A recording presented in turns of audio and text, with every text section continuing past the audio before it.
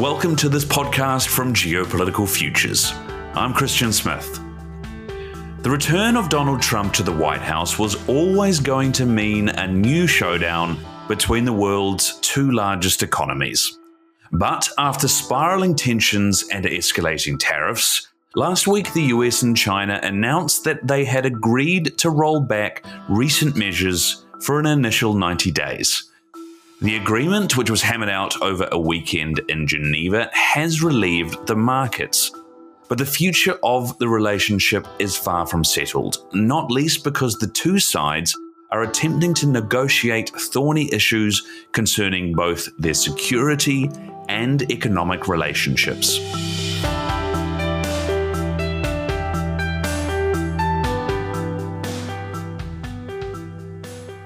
To discuss, I'm joined by Geopolitical Futures Director of Analysis, Allison Fedirka, and China analyst, Victoria Herczegh. Hello both, welcome to you. Vicky, let's come to you first. Next week, actually, beginning on the 30th of May, the Institute for Strategic Studies will host its annual Shangri-La Dialogue in Singapore. It is a significant day for security forums worldwide. I believe Pete Hegseth, the US Defense Secretary, is due to speak. But the Chinese Defense Minister, Admiral Dong Jun, is now not expected to come. What can we glean from that? Hello, Christian. Thank you. Yes, indeed. The Shangri-La Dialogue is one of the most important security forums. It takes place annually, and it is a forum where their top officials, mostly foreign ministers and defense ministers, share their views and important discussions take place.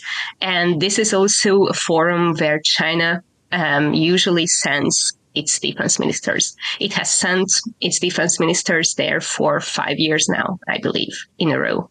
So it is very unusual that Dong Jun, the defense minister, is not going. He went last year and he shared China's interests. He talked about how China views the situation with Taiwan, and well, he's known about his hard-lined stance regarding the U.S. He's an admiral, the first admiral who has taken the position of defense minister, and whenever he talks to other nations, whenever he talks to the U.S., he's quite hardlined and sometimes even we can say that he's hostile.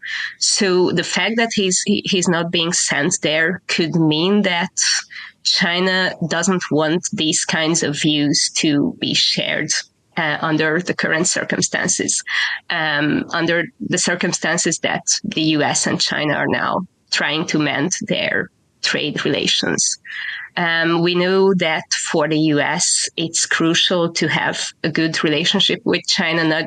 The U.S. doesn't just want to have a good relationship with China in terms of trade, but it wants China to at least tone down its aggressive military activities. We haven't seen China being even willing to do that. But the fact that China is not sending the defense minister, China is sending a delegation. We don't know yet who is going, but it's not the top guy, the top defense guy, the defense minister. So this could mean that the Chinese leadership has not really decided yet what its current stance would be in terms of defense, in terms of security, in terms of potentially toning down its military activities in the Pacific. So it's basically taking its time and trying to decide internally what to do about this situation. It's highly likely that there are discussions going on within China between Xi and his top officials in the State Council and in the Politburo about this. It's very likely that there is no unanimous understanding about what to do. So basically, China is taking its time with this. That's interesting. So basically, it's easier to keep him away so that he doesn't say anything he shouldn't, so that he doesn't flare up tensions even more. so that it's easier to say nothing than to try and say something appropriate. Yeah, that's right. And also, it's likely that not everyone in China's central leadership agrees with Dong's views. So we will have to see if he can keep his position under these circumstances. But it's also true that it was Xi himself who put him in his position. He believed in him, and he wanted him to stand for China's interests. So if he were to lose his position, that would mean a lot. That would signify that Xi has changed his views somewhat about what to do about China's security position. Well, speaking of which, Allison, we want to look at trade talks a bit later on. But I mean, in terms of this current state of the Sino-American relationship, in terms of security and defense, I mean, how is that relationship looking right now? So that relationship is pretty familiar with most people. They are not at their most tense or conflict-ridden as it has been in the past, but there's still a lot of differences of opinion on how security should be handled in the Pacific and also in other realms. So freedom of navigation acts, the U.S. continues with those. China has their own equivalent that they also continue to practice because those are related to trade routes, among other things, and support for different countries in the region. Neither one is willing to back down on that. There are a few strategic areas of interest, such as Taiwan and the Philippines, where China and the U.S. continue to have differences. The big problem with those areas is that it's kind of being treated like a zero-sum game on both sides, where, well, we don't want to back out because that means the other one will assume that power void and we can't afford for that to happen. So that's a pretty strong issue that both sides kind of need to figure out how they want to resolve. There have been in the past issues with how to handle North Korea, with China playing a role in that management as well. Now, in terms of security, there's been questions over China's role in helping the Russian economy by buying Russian goods that fund Ukraine. The last one, which I think is one of the more interesting ones for this conversation, is the fine line between some of the security concerns and trade, because there are a few points where they overlap. So the U.S. is very concerned about microchips, intellectual property. The U.S. is very concerned about critical minerals and access and processing and the ability to have their own independence with that. All of those are critical components for each country's defense industry, for each country's space industry, which is very competitive with the U.S., with China. Again, another realm of competition between the two. And so it gets a little gray in that space because they aren't cooperating. They don't want to necessarily be completely dependent on each other for defense. But when you start to get to those issues, it becomes very difficult to separate the trade war with national defense interests. And so there's some matters such as patrols in the sea, potentially how do we deal with the Philippines, that politically, economically, security-wise, you might be able to hash out. It becomes much more sensitive when you get to this idea of the overlapping strategic interests that have both a security and economic layer to them. Well, I mean, speaking of the Philippines there, I mean, the US has plenty of its own allies around Southeast Asia, around the Pacific. It's often forgotten, though, Vicky, that despite the Belt and Road Initiative and China's, affluent trade around the world, it doesn't have particularly many military allies out there, does it? China actually doesn't have any formal military alliances. It has a informal strategic alliance and trust with Russia, but that has its limitations. It has the Shanghai Cooperation Organization, but it's mainly China that wants that organization to be mostly about defense and for the countries to cooperate more closely together. It has some somewhat close allies in the Indo-Pacific region within the ASEAN nations, namely Cambodia. Cambodia is the one that has the Ream naval base through which China China has access to that base, and through that base, it is planning to have access to some crucial sea routes. So China is benefiting somewhat from this close relationship with Cambodia, but it has some security relationship with Vietnam, but Vietnam is always balancing between China and the US, so it's not committing fully to China. So all of these relationships have some serious limitations. China is currently trying to build an alliance, a trilateral alliance with Japan and South Korea. That would be something that China could benefit from, like the three major East Asian nations standing together. But the area they can mostly cooperate in is still trade, economy. Neither China nor South Korea wants to work together with China in the defense sector. They have territorial disputes.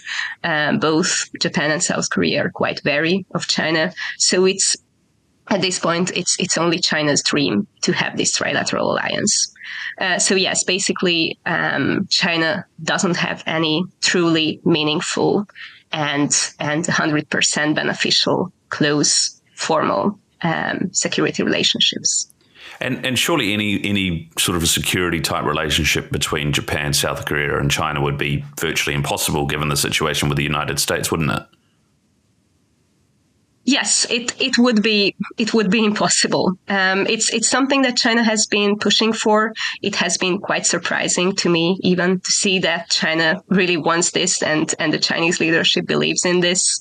It's a nice dream, but in terms of security, it's not feasible. I want to talk about China's domestic situation in a moment, but just sticking with security and defense relationships. Allison, you set out there before what we've been seeing in terms of the sort of situation, the state of the play between the US and China right now. We obviously expect this to develop, particularly over the course of the Trump presidency. Where do you see it going? What does each side want from each other when it comes to security and defense? Perhaps, Allison, you could talk about the US and we can come to Vicky for China. Yeah, so what the US wants from China is a much less aggressive China. One of the priorities for the United States that we've talked about extensively is this idea of drawing back from being the global policeman.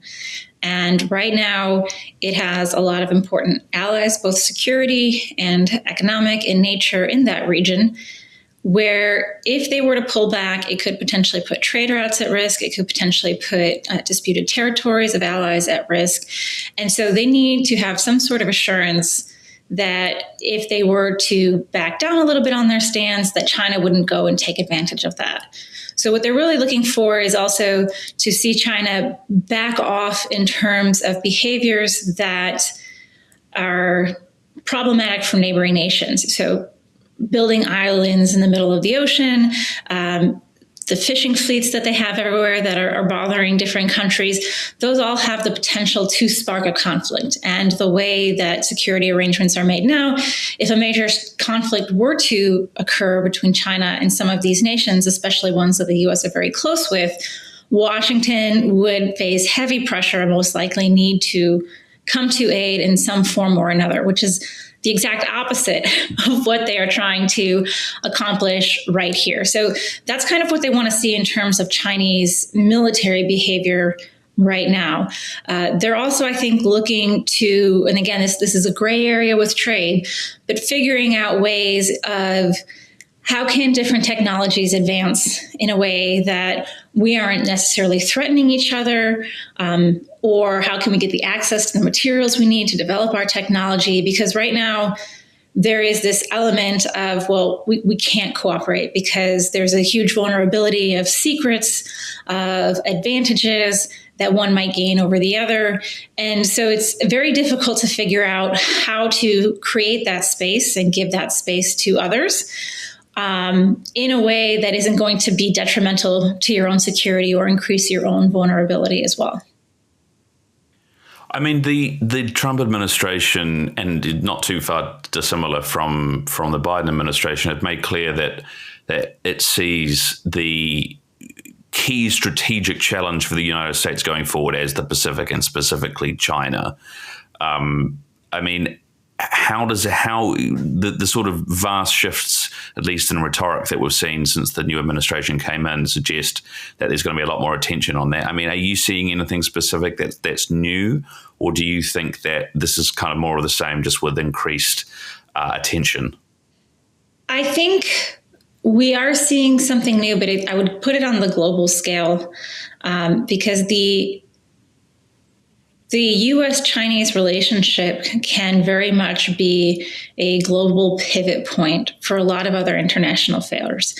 The direction of the economy, the direction of tariffs for both countries can have massive ripple effects on others in terms of their ability to buy goods, their ability to also experience tariffs or inflation related to those matters. So while we've heard the U.S. talk about the pivot to Asia in the past, especially with trade and things like that, at this point in time, I would say it's very critical because it is that moment of truth period of what's going to happen internally in China with their economy, because that's also something that Beijing will need to take into consideration when talking with the U.S. And the U.S. will need to take into consideration as well, because there may be latitudes or limits depending on how things go. And the potential impact that would have outside of the U.S.-China relationship is truly global. And so in that sense, right now, especially as we look at our work, it's one of the major pivots that we're following, because depending on how this plays out, we could see a very different reality in the Pacific and the approach that the U.S. and China have, not only with each other, but with their neighbors as well. I mean, Vicky, speaking of China's economy there, I mean, what about China? What does it want out of the U.S. for these security talks? I mean, Does rhetoric around golden domes mean much to China, or is it different sort of stuff? Yeah, so China's economy is stagnating. That's the word I would use. The issues that were there during COVID and after COVID are still there. I would mention the mounting government debt. That is a very serious issue that is getting even worse. The real estate crisis has not let up at all. The youth unemployment issue is still there. It has improved slightly since last year, but it's still a problem, and it's not going to go away. Consumption. So China is right now trying to shift towards a consumption-based economy, but right now it seems, in the short run, it seems impossible, because people are not consuming. People are saving money because of the trade war, because of the current economic circumstances, because of this stagnation. People are just not ready to consume more. So the only model that the Chinese leadership feels like would be feasible right now for this rebound that China has been wanting for quite a while now, that is not working, because people are not consuming.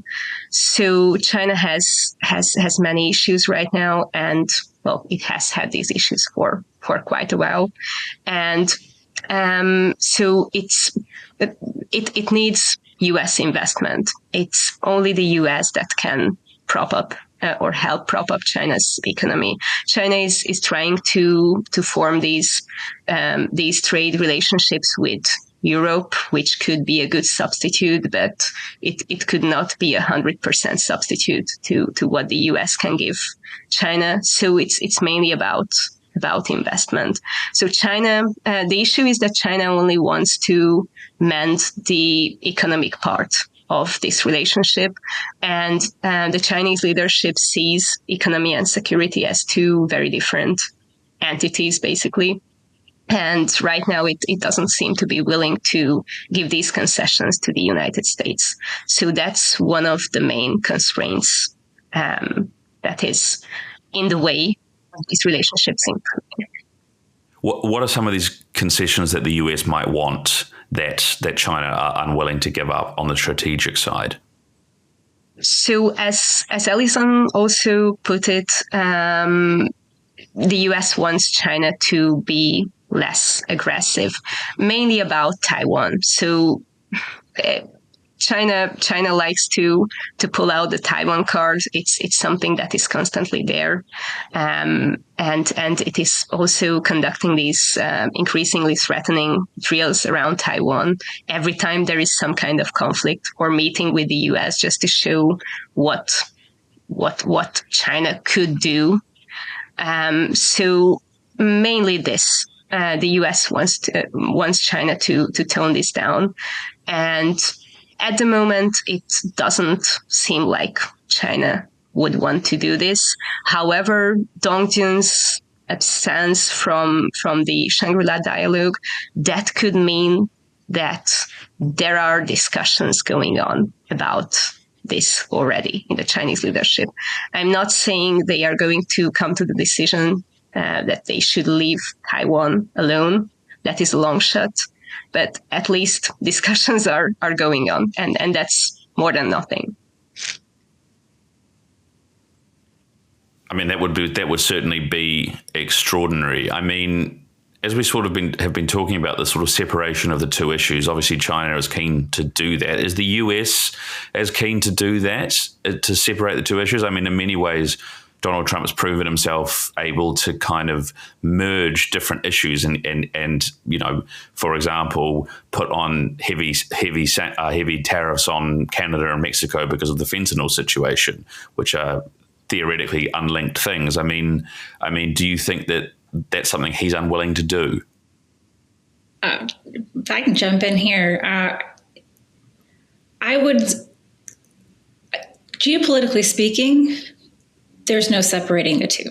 When we talk about the cohesion of national security or national interests, you're going to have many different avenues, and all of them are going to overlap. So from a geopolitical perspective, which is why we're talking about both of these at the same time, you can't separate them. There's going to be levels of interaction.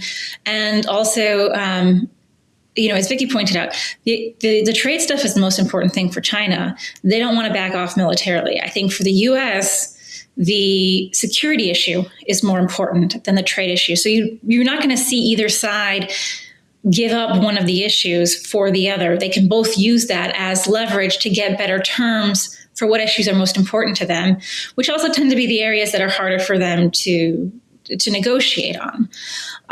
The other thing, too, is when we hear politicians talking about like this idea of linking the issues, there's a difference between what they have to do and then how do they sell that idea to the public. And so part of it, the way it's going to be framed or expressed, or what makes public information and what is still private. We have a lot of public information on the trade talks. We have very little on the security talks, is going to be for domestic consumption, right? So how do I justify what I'm doing? How do I frame this for people? How do I get them on board with what we're doing? And sometimes it can be the real reason or an accurate reason. Other times it may be with political advantages in mind or for public consumption in mind, more so than trying to explain the strategic nuances of how they're going to, lay out their entire game plan for negotiations. Where to next then, particularly when it comes to the trade talks? Because it sounds like we're not going to be hearing too much about the security talks, unfortunately. But with the trade talks, we've got this 90-day pause. Most people seem to be suggesting that will be extended or an agreement of some kind will come along. A lot of people have been wrong about these sorts of things in the past as well. So who knows? I mean, what next? What do we think we'll see in 90 days' time? So we have seen on many occasions a rollback, extensions, enlightening of the situation if better terms can be reached or if there is promise for better terms to be reached. So the things we're going to be looking for, I would say, is the constraints that both sides are facing in terms of what can they offer and bring to the table.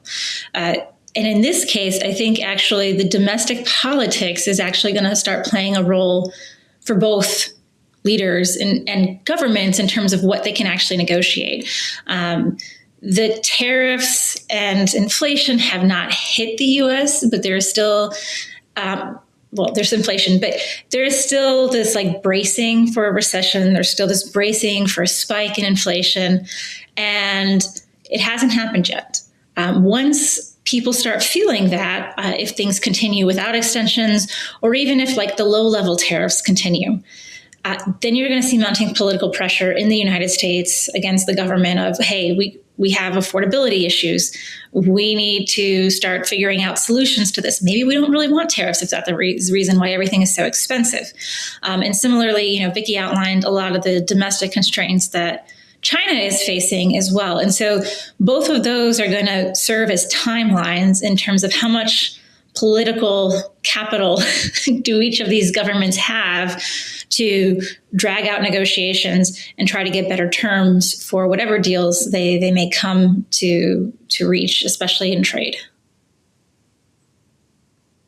And look, I mean, Vicki, from what you've said out there, in many ways, it feels like America has the upper hand in terms of the domestic situation in China and the pressures there. Do you think that's fair, or do you think that China's domestic politics means that it can weather the storm for longer than America can? Or is that the $1 million question? Yeah, so China sees it in a very positive light right now. So China is very confident that something came out of the very first round of talks. So the way China views it, China can drag this out, and it can come out victorious, basically, without having to concede anything. But the reality is not this. So I would say in terms of the trade side of things, the US does have the upper hand, and China will have to give the US something in order to have what it wants for its economic rebound. We will have to see when this happens and what this concession will be, because it won't be just leaving Taiwan alone and not being aggressive at all militarily, because that would mean that China would change its entire traditional behavior.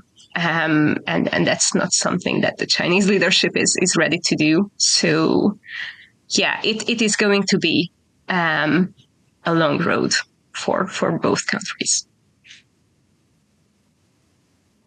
All right, look, well, to wrap up, Allison, obviously we've heard an extraordinary amount of rhetoric from the White House, from Donald Trump, about the idea that China has been ripping America off, the issues around trade and production and the economy and that sort of thing.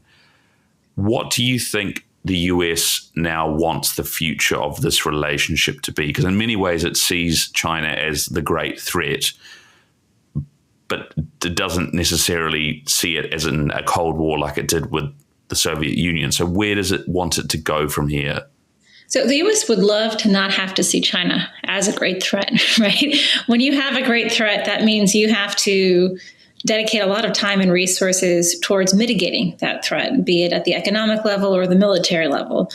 What they would like to do, I think, is reach some level of accommodation that would allow them to conduct business with China in a way that doesn't necessarily see China undermining some of the basic market principles that the U.S. is trying to uphold.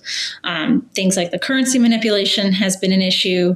The U.S. may not the idea of investing in China is hard, but also because of all the regulations that they have there. And so it's not just we're not investing because we don't like you. We're not investing because it doesn't make business sense or it's really hard for us to do. The other issue that the U.S. has been seeing is even with the tariffs, a a lot of countries have seen China dumping cheaper goods into their economy and also using third-party countries to get those goods into the United States, even if they aren't coming directly from China. So seeing a decline in that practice from China would be a way to go at the root of the problem. They can also talk to these third-party countries, but that's a lot more cumbersome than going straight to the source. So I think that there's a lot of room. The U.S. isn't saying we never want to do business with you. We just want to make sure that we do business that are closer to our terms, that are more in line with the traditional Western, Northern economic models than the managed Chinese economy, because it's very hard for the U.S. and others to compete with that. And then I also think some basic level of understanding of limitations and boundaries in terms of security operations in the area. And so if you can have an accommodation with trade, and lower that tone, then suddenly you're still going to be able to have the capability of, say, freedom of navigation, but the threat of it actually needing to be enforced is very different when countries get along, as opposed to when you're very antagonistic towards one another. Thanks, Allison. Vicky, same question to you, really, in terms of China. What would it like the relationship with the US to look like in the future? Well, what China would most like is to have the tariffs disappear without China having to do anything, but that's not going to happen. But actually, China has signaled recently, not once, but several times, that it would be willing to somewhat change its economic practices to fit Western standards more and to be less so to contain less protectionism. That's not something that China is actively doing right now, but it has signaled that it would be willing to do that. So the ideal outcome of this for China would be that it could change its economic practices slightly, and it would have the tariffs just disappear, or at least be lowered considerably. So China is going to negotiate for that. But I also have to point out that China wants to see more, not just this 90-day thing, but something more lasting, not just promises, but something that it can rely on. So China is going to want the US to kind of give in, I would say. At least that's the way China is already communicating this to its people, and it's going to continue to communicate it this way. Like the US is the one that is giving in. But yes, China would like to come out seemingly victorious of this without having to do anything very significant. But yeah, it is willing to do something, and we are going to see small signs of China changing its practices. And those signs are going to be an indication of the talks going somewhere. We don't know if these signs are going to appear in a month or in a longer period of time, but I'm hoping that we will see these signs and can assume that this is going somewhere, because it's in the best interest of China to have this go somewhere. Vicky, Allison, thanks so much for coming on the podcast. And thank you out there very much for listening. We will hopefully be back in a couple of weeks with another podcast for you from us here at Geopolitical Futures. But until then, you take care and goodbye. Talking Geopolitics is brought to you by Geopolitical Futures, your source for geopolitical forecasting and analysis.